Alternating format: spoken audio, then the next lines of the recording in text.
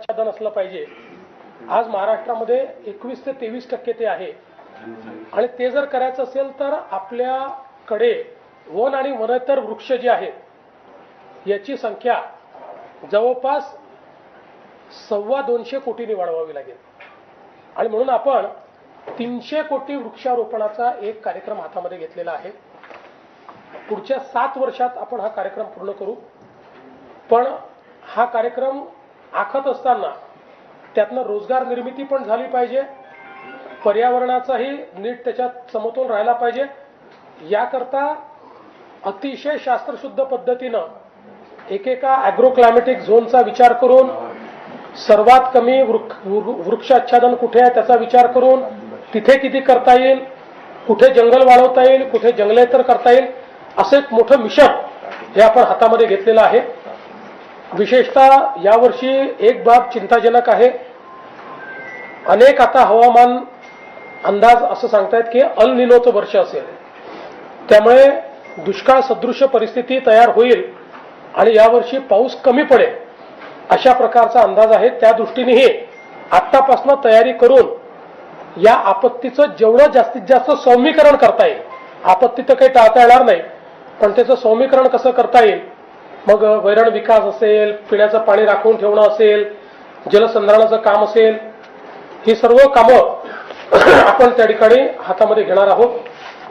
सुशासन आणि गतिमानता, सुरक्षा या सगळ्या गोष्टी आपण त्या ठिकाणी सांगितल्या आहेत। एक गोष्ट मला सांगताना आनंद वाटतो की आपण याही वर्षी महाराष्ट्राला अर्थव्यवस्थेच्या सगळ्या निकषांवर आपलं जे राजकोषीय उत्तरदायित्व विधेयक आहे त्याच्या निकषाप्रमाणे ठेवू शकलो। मी विशेषतः ज्याचा उल्लेख केला आणि हा अर्थसंकल्प मी स्वर्गीय अजितदादांना समर्पित केला आहे। अजितदादांनी सातत्याने ही जी काही आर्थिक शिस्त आहे ती पाळली आहे आणि त्याचा देखील आपल्याला मोठा फायदा झालेला आहे आणि म्हणून नियमानुसार 3% आत फिस्कल डेफिसिट असलं पाहिजे। ते 3% आत 2.7% आपलं आहे।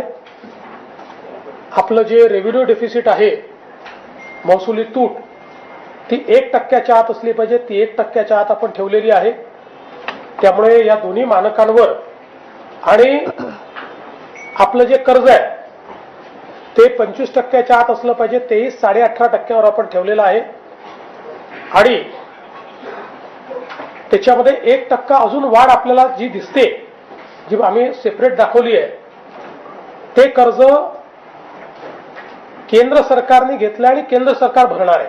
ते आपल्याला भरावं लागत नाही, ते आपलं दायित्व नाही आहे, पण ते त्यांनी आपल्याला दिलं असल्यामुळे आपल्या बॅलन्स शीटवर आपल्याला दाखवावं लागतं। असं जवळपास 90,000 कोटीचं ते कर्ज आहे की जे आपल्याला भरायचं नाही, जे केंद्राला भरायचं आहे। त्यामुळे कर्जाच्या संदर्भातही महाराष्ट्राने जी काही आपलं डेट जीडीपी रेशिओ आहे तो रेशिओ उत्तम पद्धतीने त्या ठिकाणी राखलेला आहे। सगळ्यात महत्त्वाचं म्हणजे आपण जर बघितलं तर यावर्षी आपण जी भांडवली गुंतवणूक आहे त्या भांडवली खर्चामध्ये 21% वाढ केली आहे। 21% भांडवली खर्च आपला वाढलाय। 93,000 कोटीवरनं 1,12,000 कोटीपर्यंत आपला हा गेलेला आहे आणि ही वाढ याकरता महत्वाची आहे की खूप काळ आपण 30,000 ते 40,000 कोटी रुपये भांडवली खर्च करत होतो, तो मागच्या काळात वाढवत 75,000 कोटी रुपयांपर्यंत नेला, 90,000 कोटी रुपयापर्यंत नेला आणि आता 1,00,000 कोटीच्या पलीकडे भांडवली खर्च नेण्यात आपल्याला यश मिळालेलं आहे। आपल्याला कल्पना आहे की आपल्या अर्थव्यवस्थेचा विकासाचा दर देखील केंद्र सरकारपेक्षा यावर्षी जास्त आहे। केंद्रीय अर्थव्यवस्था 7.3% वाढली आहे, आपली 7.9% त्या ठिकाणी वाढली आणि आपला नॉमिनल ग्रोथ रेट हा तर 10%च्या वर त्या ठिकाणी पाहायला मिळतो आहे। विशेषतः आपण याहीपेक्षा जास्त आपला ग्रोथ रेट राहिला असता, पण कृषीच्या संकटामुळे, पावसामुळे, भरपूर पाऊस पडला त्यामुळे कृषीचा जो आपला विकास दर आहे तो कमी झाल्यामुळे तो 7-8% अपेक्षित होता, तो 3-3.5% झाल्यामुळे त्याचा एक थोडासा फटका हा आपल्यावर पडलेला आहे. एक गोष्ट मला आपल्या लक्षात आणून द्यायची आहे, सहज एक स्टॅटिस्टिक्स म्हणून सांगतो की आत्ता जी आपली अर्थव्यवस्था आहे ही $566 बिलियन म्हणजे 51 लाख कोटी रुपयाची आपली अर्थव्यवस्था आहे. आणि आपण जर जगात विचार केला तर जगाच्या देशांमध्ये फक्त 29 देश महाराष्ट्रापेक्षा जास्त मोठी अर्थव्यवस्थेचे आहेत. आता महाराष्ट्राची अर्थव्यवस्था Austria, Thailand, Norway, Philippines, Vietnam, Bangladesh यांच्यापेक्षा मोठी झालेली आहे. आपण राष्ट्रात महाराष्ट्र आहोत, पण महाराष्ट्र जर हे राष्ट्र राहिलं असतं तर जगाच्या अर्थव्यवस्थेतली 30वी अर्थव्यवस्था ही महाराष्ट्र राहिलं असतं. आणि मला हा विश्वास आहे की याच गतीनं आपण वाढत राहिलो तर देशातली पहिली $1 ट्रिलियन अर्थव्यवस्था ही महाराष्ट्र बनेल. त्याकडे आपली वाटचाल चांगल्या पद्धतीने चाललेली आहे. खरं आहे की स्ट्रेस पुष्कळ आहेत, पण आम्ही तरी हा निर्णय घेतला, कुठल्या योजना बंद करायच्या नाहीत. उलट वेगवेगळ्या पद्धतीनं साधन संपत्ती त्या ठिकाणी एकत्रित करून भांडवली गुंतवणूक ही वाढवत न्यायची, कारण त्यातनं आपली क्षमता निर्माण होते. ती क्षमता निर्माण करण्याचं काम या अर्थसंकल्पाच्या माध्यमातून आम्ही केलेलं आहे. आणि हा अर्थसंकल्प तयार करताना आमच्या अर्थ विभागाचे अधिकाऱ्यांसोबतच दोन्ही माननीय उपमुख्यमंत्र्यांची मला फार मदत झाली. आमच्या राज्यमंत्र्यांनी देखील त्या संदर्भात अतिशय महत्त्वाची भूमिका त्या ठिकाणी केली. आणि म्हणून मी आमच्या अर्थ विभागाचं, दोन्ही उपमुख्यमंत्र्यांचे आणि आमच्या राज्यमंत्र्यांचे देखील आभार मानतो. धन्यवाद. जरा थोडं यांचं बोलणं झालं की अरे 1 मिनिट बोलतो ना. ओपनिंग तर उद्या बाबा, थांबा ना, एवढी आहे ना, असतो सांगतो. घोषणा केली ना खरं म्हणजे आज अर्थसंकल्प मुख्यमंत्री आणि अर्थमंत्र्यांनी सादर केलेला आहे. आजच्या या पत्रकार परिषदेला उपस्थित मुख्यमंत्री महोदय, आपल्या उपमुख्यमंत्री सुनेत्राताई आहेत, राज्यमंत्री आहेत, बावनकुळे आहेत, ओपी गुप्ता आहे, ओपी आमचा प्रमुख, त्याशिवाय काय चालणार नाही. आणि सर्व पत्रकार मित्रांनो, खरं म्हणजे आजचा हा अर्थसंकल्प आपले उपमुख्यमंत्री आणि आमचे सहकारी अजितदादांच्या दुःखद निधनानंतर पहिला अर्थसंकल्प आहे. या अर्थसंकल्पावर देखील दुःखाचं सावट आहेच. आणि मागे देखील अधिवेशनाच्या पत्रकार परिषदेमध्ये सुरुवातीच्या त्यांची आठवण काढली. मुख्यमंत्री महोदयांनी देखील आम्ही, आणि अर्थसंकल्प मांडण्यामध्ये देखील त्यांचा विक्रम होता.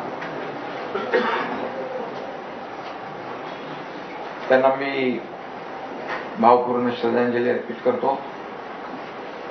आणि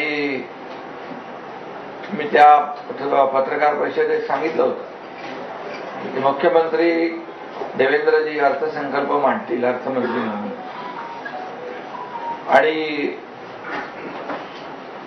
ते अतिशय अर्थशास्त्रज्ञ, अर्थतज्ञ बोललो होतो मी, कारण त्यांना राज्याच्या आर्थिक घडीची नीट ओळख आहे. त्यांनी बजेटवर पुस्तकावर लिहिले ना, बजेट म्हणून म्हणालो अर्थसंकल्प कसा असावा, कसा वाचावा आणि कसा समजावा. पूर्ण वाचलं, त्यात पीएचडी झाली आपण. आणि आमची पीएचडी नको तर खरं म्हणजे देवेंद्रजींनी आज अर्थसंकल्प जो मांडला त्याच्यामधून त्यांची अभ्यासवृत्ती, एक विजन असलेला अर्थमंत्री, दूरदृष्टी असलेला अर्थमंत्री त्यांच्यातला आपल्याला दिसलेला आहे. आणि म्हणून मी देवेंद्रजींचं देखील मनापासून मी स्वागत करतो, अभिनंदन करतो. आणि आजचा अर्थसंकल्प आपला एक विजनरी आणि विकसित महाराष्ट्र 2047 कडे वाटचाल करणारा हा अर्थसंकल्प आहे. आणि नुसती वाटचाल नाही तर खंबीरपणे वाटचाल करणार आहे. आजच्या बजेटमधून आपण पाहिलेलं आहे की मी त्या सगळ्या डिटेलमध्ये जाणार नाही, परंतु अनेक प्रकल्प आपण घेतलेत.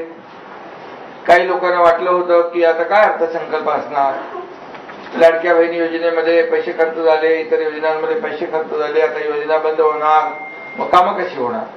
परंतु जे प्रकल्प घेतले त्या प्रकल्पांमध्ये मी जाणार नाही. परंतु हे प्रकल्प जे आहेत, रस्ते आहेत, यामध्ये मेट्रोचं जाळं आहे, रेल्वेचं जाळं आहे, जलमार्ग आहेत आणि अगदी ग्रामीण भागात देखील रस्त्यांचं जाळं निर्माण व्हावं याचं बारीक सारीक लक्ष देऊन 1000 गावांच्या 1000 लोकसंख्येच्या गावात देखील कॉन्क्रीटचे रस्ते असावेत. अशा प्रकारचे अगदी शहरी भागाबरोबर ग्रामीण भागाचा देखील विकास झाला पाहिजे हा दृष्टिकोन ठेवून या ठिकाणी हा प्रयत्न केलेला आहे. म्हणजे रस्त्यांचं जाळं, मेट्रोचं जाळं, रेल्वेचं जाळं आणि त्याचबरोबर ही काही कनेक्टिव्हिटी आहे, इन्फ्रास्ट्रक्चर, म्हणजे प्रमुख म्हणजे इन्फ्रास्ट्रक्चर, पायाभूत सुविधांवर भर दिलेला आहे. आणि मगाशी सांगितल्याप्रमाणे भांडवली खर्चाची काय वाढ झालेली आहे. या पायाभूत सुविधा आवश्यक आहेत राज्याला. आणि म्हणून ज्या राज्याच्या पायाभूत सुविधांवर खर्च जास्त असतो, इन्फ्रास्ट्रक्चरवर खर्च जास्त असतो, त्या राज्याची प्रगती पहिल्या क्रमांकावर असते. आणि म्हणून जवळपास 8 ते 10 लाख कोटीची कामं आपल्या राज्यामध्ये चालू आहेत. मला वाटतं देशातले पहिलं राज्य आहे की इन्फ्रा प्रोजेक्ट जे आहे ते महाराष्ट्रामध्ये सगळ्यात जास्त सुरू आहे. समृद्धी वगैरे तर आपण पाहिलंय, अटल सेतू वगैरे, पोस्टल, या सगळ्या गोष्टी आपण पाहतोय. अनेक देखील आपण रस्ते पुढचे करतोय, मुख्यमंत्री महोदयांनी त्याच्यामध्ये उल्लेख केलेला आहे. त्यामुळे मोठ्या प्रमाणावर हे पायाभूत सुविधांचं जाळं निर्माण करण्यावर भर दिलेला आहे. आणि त्याला वेगवेगळे मॉडेल देखील आम्ही अवलंबलेले आहेत. आणि त्या माध्यमातून या पायाभूत सुविधांची कामं होतील. त्यात मगाशी मुख्यमंत्री महोदयांनी बजेट वाचताना देखील त्याच्यामध्ये सगळ्या प्रकल्पांची माहिती दिलेली आहे. म्हणजे अगदी मुंबई विमानतळापासून नवीन मुंबई विमानतळाचं मेट्रोने जोडणं असेल, त्याचबरोबर इकडून आपलं वाढवणपर्यंत कनेक्टिव्हिटी देणं असेल, की नाशिकपर्यंत वाढवणं असेल, समृद्धीला जोडणं असेल, अशा अनेक मगाशी प्रकल्पांच्या बाबतीमध्ये मुख्यमंत्र्यांनी माहिती दिली. मी त्या डिटेलमध्ये काही जाऊ इच्छित नाही. पण खऱ्या अर्थाने आज विरोधकांना वाटत होतं की हे सगळं योजना सुरू आहे, त्यातल्या योजना बंद होतील, मग प्रकल्प कसे होतील. परंतु ही सगळी कसरत आम्ही केलेली आहे.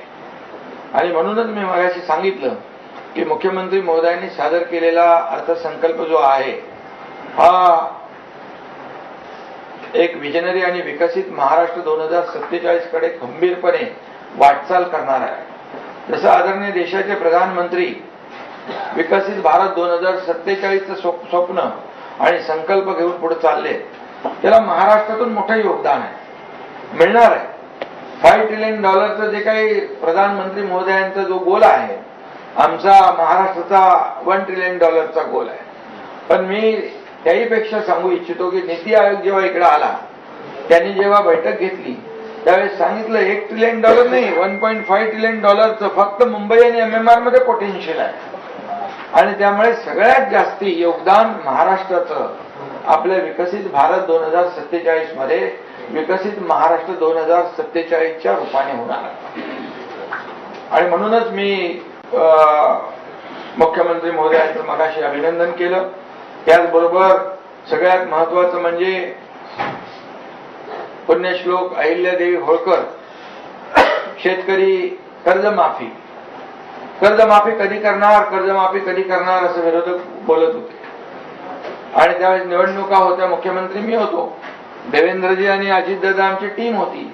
आणि त्यावेळेस आम्ही घोषणा केली, लाडकी बहीण योजना तर सुरूच होती आणि शेतकरी कर्जमाफीची घोषणा केली. तेव्हा कर्जमाफी कधी करणार, लाडक्या बहीण योजनेचे पैसे कधी, ते तर पैसे सुरू आहेत. पण आम्ही सांगितलं होतं योग्य वेळी कर्जमाफी होणार. आणि आजच्या बजेटमध्ये मुख्यमंत्री महोदयांनी ती घोषणा करून योग्य वेळ सिद्ध केलेली आहे. त्यामुळे आता विरोधकांना काय बोलायला संधी आम्ही ठेवलेली नाही. आणि म्हणून मुख्यमंत्री माझी लाडकी बहीण योजना हेही सांगितल्याप्रमाणे मुख्यमंत्र्यांनी कधी बंद होणार नाही आणि ती कायम सुरू राहणार. शेतकऱ्यांची कर्जमाफी देखील ते सांगितलंय आपलं 2025 सप्टेंबर पर्यंत 2 लाखापर्यंत जी कर्जमाफी करायची आहे